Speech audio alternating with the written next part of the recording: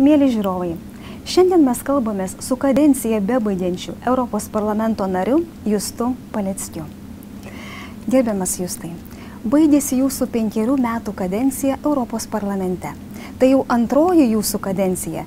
Viso Europos parlamente dirbote lygiai 10 metų. Koks jums buvo šis 10-metis?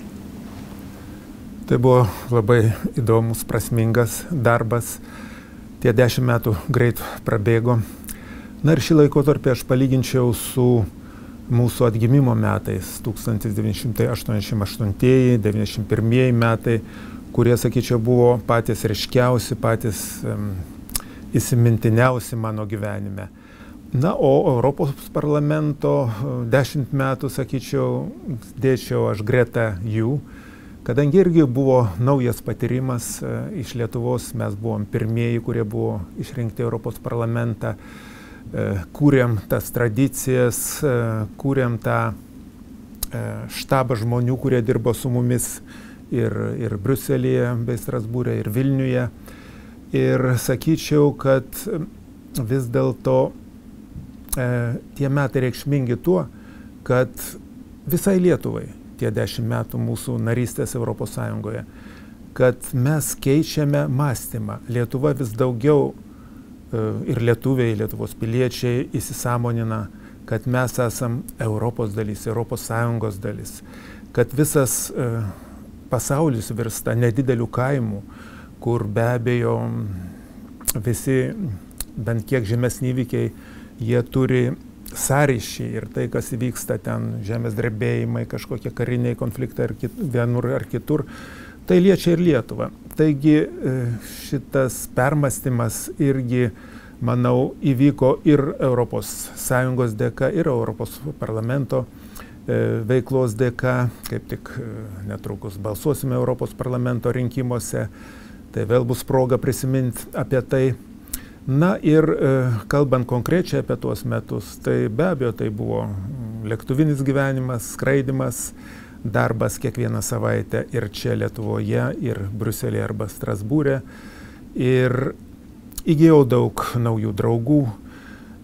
Svarbiausia, kad tai ne mano asmeniški draugai, o tai yra Lietuvos draugai, kurie, sakyčiau, žino ir mano dėka, ir mano kolegų iš Lietuvos dėka daug apie mūsų šalį, supranta mūsų rūpesčius, pasiruošę padėti, atsiliepti, kai reikia. Na ir paskutinis dalykas, kurį aš norėčiau pažymėti, tai kad vis dėlto Europos parlamente mes matėme, kaip Lietuva tampa vis daugiau nebe terra incognita, kurios nepažįsti, kurią reikia atrasti. Vis daugiau tampa, sakyčiau, jau turinčią 10 metų patyrimą ES nare ir vis dažniau kažkur tolimuose šalyse daug tekdavo keliauti. Kai pamini Lietuvos vardą, tai iš karto sako, žinom, jūs ES nariai, jūs ten prie Baltijos jūros ir taip toliau, ir taip toliau. Taip, kad pakitimų daug, o tie metai buvo nepaprastai įdomus ir spalvingi. Jūs esate sukaupęs milžinišką politinę patirtį. Esate kovo 11-osios akto nepriklausomybės signataras. Pastarųjų 10 metų dirbote Europos parlamento nariu, buvote prezidento patarėjų, dirbote ir diplomatinį darbą, aš pacituosiu, buvote Lietuvos Respublikos nepaprastasis ir įgaliotasis ambasadorius Jungtinės Didžiosios Britanijos ir Šiaurės Airijos karalystei bei Airijai. Iš Londono buvote akredituotas ir Lietuvos Respublikos ambasadoriumi Portugalijai bei Airijai. Kaip jūs patį praturtino šis politinis bagažas ir ko mes lietuviai galėtumėme pasimokyti iš tokių stiprių valstybių kaip Didžioji Britanija, Airija, Portugalija?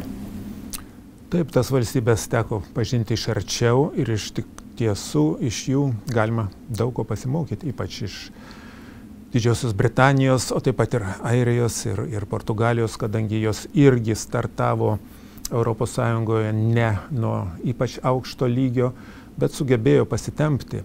Na, o kalbant apie Jungtinę karalystę, Didžiąją Britaniją, kuri tapo antraisiais namais 100 000 Lietuvos piliečių ir tikiuosi, kad vis dėlto didelė dalis jų sugrįš į Lietuvą, labai to norėčiau. Tai čia tikrai ypatinga šalis tuo, kad ten tai yra tradicijų šalis. Jie labai moka saugoti, puoselėti tradicijas. Mes pirmiausia galvojam apie monarchiją, bet ne tik tai. Ir labai norėtųsi, kad mes daugiau perimtumėm iš jų ir, anglai iš viso sako, kad kuo senesnis daiktas, tuo brangesnis. Jie to skiriasi ir nuo amerikiečių. Pas amerikiečius viskas turi būti nauja. Reiškia, išmeta negailestingai senesnius daiktus, o Britai atvirkščiai, jie jos kaupia, vertina ir žodžiu, tai yra šalis su šaknimis. O Lietuvai, kuri tikrai turi tokią sudėtingą istoriją, su daug praradimų mūsų kai kuriais amžiais, kuriuos patyrėme, ypač, sakau, prasminga kurti tas tradicijas ir jas puoselėti ir saugoti. Iš Didžiosios Britanijos dar pažymėčiau tokį dalyką – žodžio laikymasis. Tarkim, Škotijoje, kuri yra Jungtinės karalystės narys, iki šiol yra tokia tradicija, kad jeigu 3 žmonės, jūs, miela Kornelija, aš, mūsų kolega operatorius, jeigu mes 3 dėl kažko tai žodiškai susitarėm, tai jau galima laikyti kaip apiforminta, kaip pas kažkokiai teisiniai, pas notarą ar dar kažkur tai. Žodžiu, ten ir Škotijoje ir apskritai Didžiojoje Britanijoje žmonės supranta, kad žymiai daugiau apsimoka nemeluoti, neapgaudinėti, o būti garbingais. Garbingais vieniems su kitais, santykiuose su valstybe. Ten tas šešėlinis verslas yra labai nežymus palyginus su Lietuva. Taip kad, manau, šito galima pasimokyti. Labai įdomi yra Airija, kuri prieš kelis dešimtmečius buvo vienas iš Europos užkampių. Šalis panašaus ploto kaip Lietuva, gyventojų skaičius buvo panašus, tiesa dabar jau jie 4 milijonai, mes mažiau 3. Katalikiška šalis, labai gamtovaizdis panašus, labai ten buvo paplitusi girtuoklystė, alkoholizmas. Ir įstojus į Europos Sąjungą, jie nuėjo labai prasmingą ir didelį kelią ir tapo viena iš pirmaujančių Europos Sąjungos valstybių. Paskui, tiesa, jos gan skaudžiai palėtė krizę, kaip ir mus. Ir aš prisimenu, kai teikinėjau skiriamuosius raštus prezidentai Airijos, ji pasakojo apie sunkią šalies praeitį, kai, tarkim, ištisos kartos žmonių ir senelis, ir prosenelis, jau nekalbant apie tėvus, niekad nedirbo. Išaugo žmonės, kurie, šeimoje iš jų niekas nedirbo. Bedarbių, žodžiu, estafetė.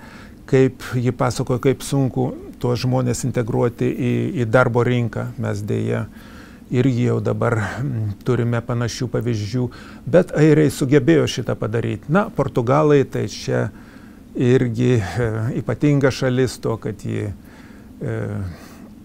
pietų šalis, bet ten irgi skirtingai nuo kai kurių pietų kaiminių, ten žmonės nėra tokie atsipalaidavę kaip kai kur kitur. Irgi galbūt ne taip, kaip Britai laikosi žodžio, bet palyginus ir punktualūs, ir gerai nusiteikę žodžiu, ir optimistiškai žiūri į ateitį.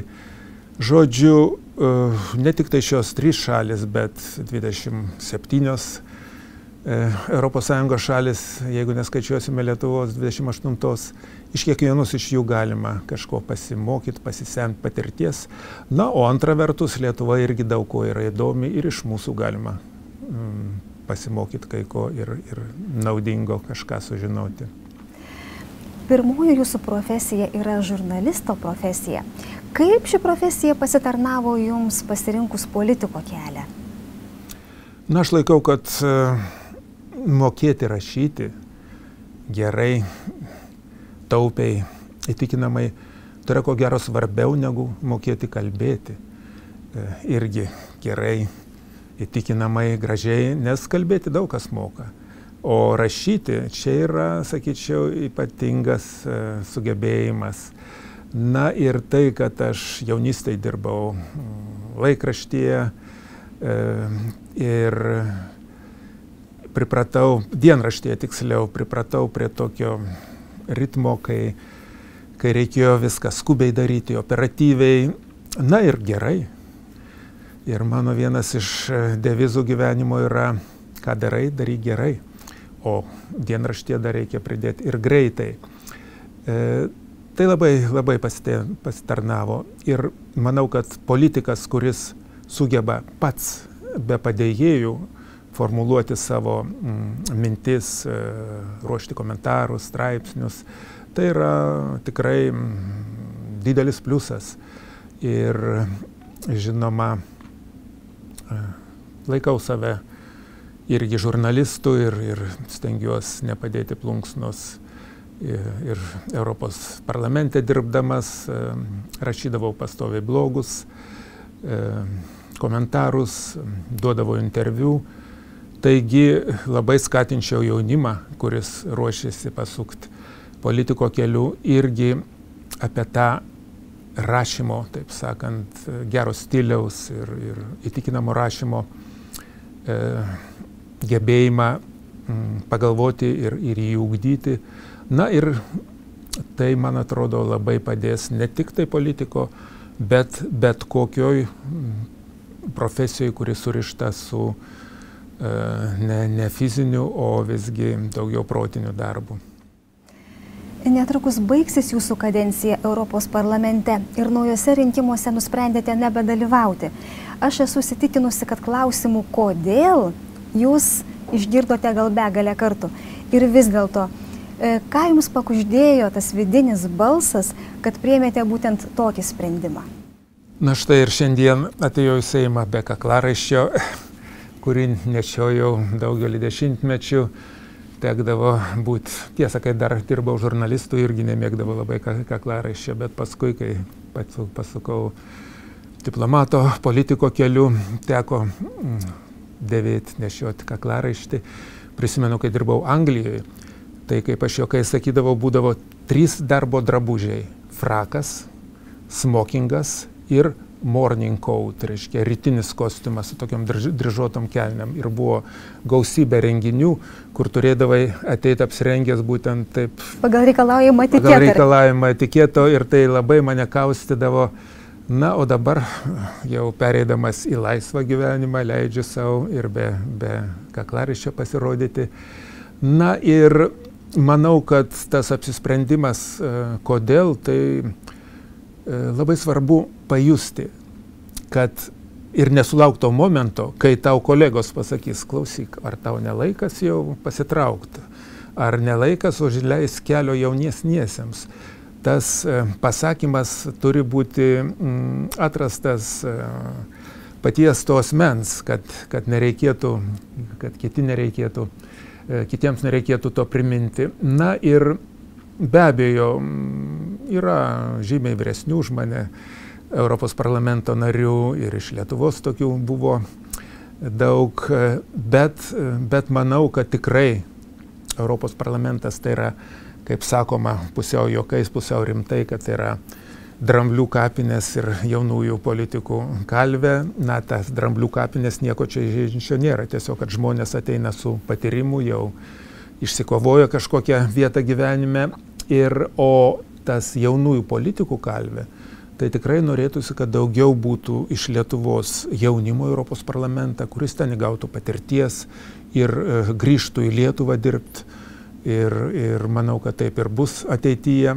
Ir dar pasakyčiau, kad tam apsprendime didelis vaidmuo ir mano gero bičiulio Česlovo Juršėno, kuris prieš 1,5 metų tikrai galėjo kandidatuoti į Seimą ir tikrai jį labai kalbinėjau, kad jis toliau dirbtų Seime, o jis dirbo puikiai, bet jis pasakė, užtenka, aš noriu visgi pagyventi kitaip, noriu, kad jaunimas eitų į priekį, Na ir kai prasidėjo rinkiminė kampanija į Europos parlamentą, daugelis socialdemokratų partijos skyrių siūlė, kad aš toliau tęsčiau tą darbą, kėlė mane, reiškia, kandidatu į Europos parlamentą, bet aš visiems gražiai padėkojau ir paprašiau, kad visgi to nebūtų ir kad aš vis dėlto norėčiau dabar pagyventi šiek tiek ir kitaip. Ir atrodo, visiškai netrukus prasidės tas, kaip sakot, kitas gyvenimas ir kitas gyvenimo etapas. Ir atrodytų, ateis tas laikas, kai galėsite sau leisti nebeskraidyti taip intensyviai, kaip skraidėte iki šiol. Nebebėgti, lėkti, nes tempas ir greitas tas gyvenimo būdas iš tiesų buvo jūsų nuolatinis palydovas.